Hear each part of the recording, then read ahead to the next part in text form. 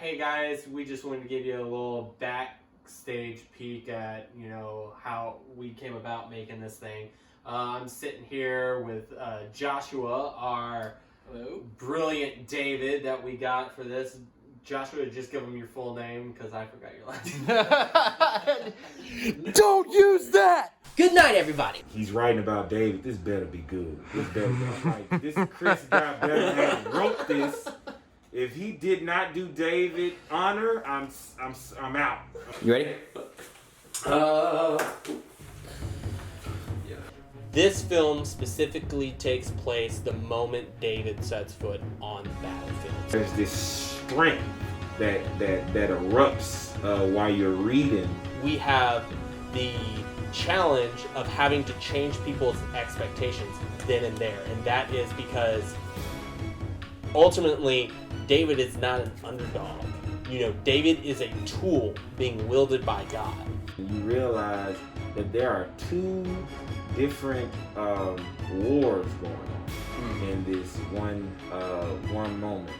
There is a physical war that's happening on a physical plane, and then there's a spiritual war that's happening on a spiritual plane.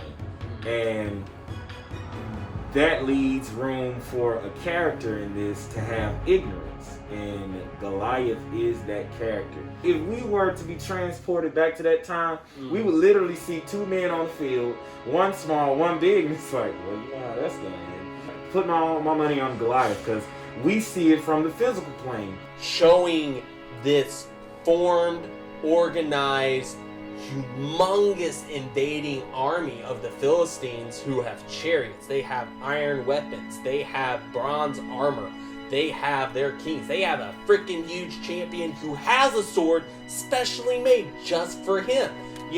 That is just the flaunting of the wealth of the Philistines. It's like, we're gonna take you out, we're gonna take you out in style, we're gonna destroy you. You have no hope. And it does look like a tragedy. It does look like they're about to be demolished. And you see David stand before Goliath. And if you are just looking at it from that perspective, it looks like Goliath's got this. Really dives into what it was actually like. What Goliath would have actually been like. The grittiness of it all. A lot of times we get a sugar-coated version of biblical stories. And when I read this, it was like, I immediately thought Game of Thrones meets the Bible, but the Game of Thrones has really got nothing on the Bible when it comes to grittiness. God chose to be with Israel, and he chose to be their champion. And that's exactly what's happening here. And this shows that with this violence, that we're not going to just dangle like the head of Goliath in front of you. It is showing that God shows no quarter to evil, and he restrains himself from unleashing all of his wrath upon Israel because of how much he cares. One of the misconceptions is that the Bible is this clean, perfected piece of work, and it's not.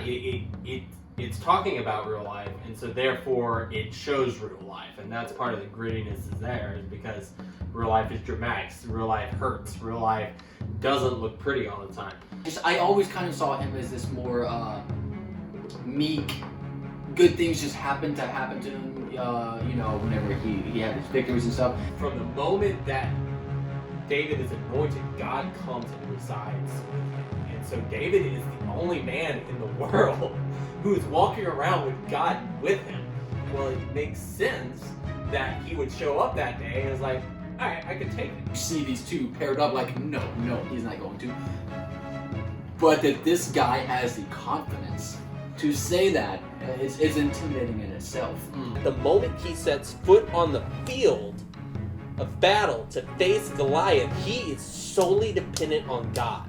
And so therefore, it is not David that's facing Goliath, it's God. This champion that has been chosen for him has been chosen by God, and this God he has walked onto the battlefield, and he says, I'm going to look death in the face. And if we think of Goliath as the embodiment of death, I'm going to look death in the face, I'm going to look sin in the face, and I'm going to annihilate it.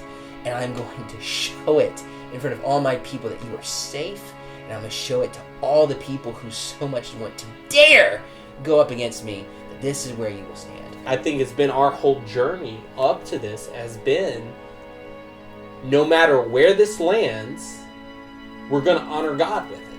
Yeah. That means telling the story the way it's depicted. And showing that when God shows up, things change.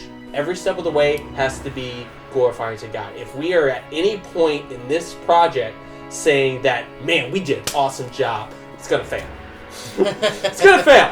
At any part during this journey, we have to be able to look up and say, this is enough.